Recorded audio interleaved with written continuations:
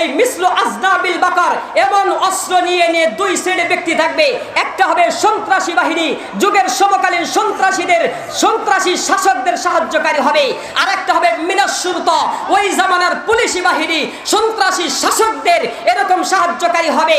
সুতরাং এই আয়েশা মনির দর্শনের বিচার নিয়ে যে সকল পুলিশি বাহিনীগুলো তালবাহানা করছে, আমরাও দেখছি তারা যখন প্রতিবাদ করতে সেই যশোর থেকে আতাউর রহমান বিক্রমপুরে এসেছে, তাকেও বন্দুকের ললাট দেখানো হয়েছে, প্রতিবাদীদেরকে অস্ত্র ধরানো হয়েছে। আমরা বলতে চাই, আপনাদের অস্ত্র থাকতে পারে, 16 কোটি তাওহীদি জনতা একজন বোন নয়, যেখানে যে অবস্থায় একজন পকেটমারের বিচার সাব্যস্ত করতেও পুলিশি বাহিনীর বিপক্ষে গিয়ে প্রতিবাদ করতে বিন্দুমাত্র পিছপা হবে না।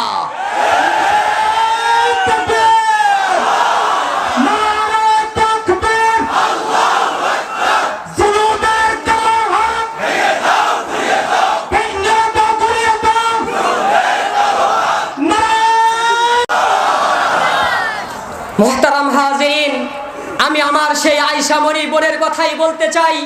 তোমাদের বিবেক কেন জাগ্রত হয় না? একবার তুমি চিন্তা করো, ওই আয়েশা মনি তোমার যদি কন্যা হতো, তুমি কোন অবস্থায় থাকতে? একবার তুমি চিন্তা করো, আয়েশা মনি যদি তোমার আপন বোন হতো, তুমি কোন অবস্থার মধ্যে থাকতে?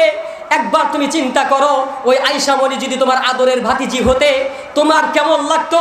সুতরাং আমি আয়েশা মনির ভাই হিসাবে বলতে চাই, এই বাংলাদেশে যেখানে যে অবস্থাতে ধর্ষণের কাণ্ড হবে, যে অবস্থাতেই ইফতিজার হবে, ওই সকল কুলাঙ্গার, ওই সকল হায়াওয়ান জানোয়ার, বাংলাদেশে হোক, ইন্ডিয়ানি হোক, মুসলিম ঘরের হোক, হিন্দুস্তানের হোক, ইস্করি হোক, আর যে কোনো সংগঠনের হোক, বিচার আমরা যেখানে যে অবস্থায় প্রশাসন বুঝি না, আমরা ন্যায্য বিচার গুলিস্তানের মোড়ে কোরআনী বিধানের মাধ্যমে বাস্তবায়ন দেখতে চাই।